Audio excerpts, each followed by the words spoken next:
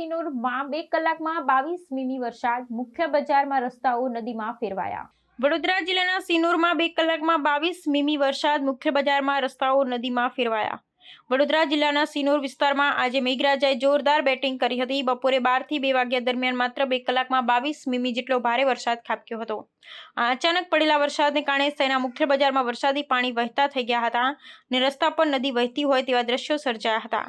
Main બજારના રસ્તા પર પાણી ભરાઈ જતા વાહન ચાલકો અને પદયાત્રીઓ બંનેને ભારે હાલાકીનો સામનો કરવો પડ્યો હતો।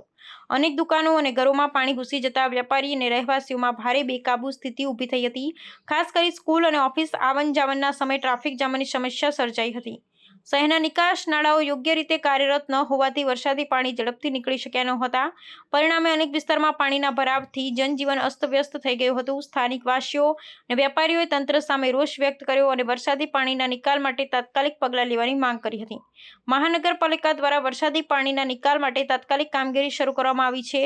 અધિકારીઓએ જણાવ્યું હતું કે આગામી દિવસોમાં વધુ વરસાદની આગાહી છે, તેથી નાગરિકોને સાવચેતી રાખવા અને જરૂરી તકેદારી રાખવા અનુરોધ કરવામાં આવ્યો છે।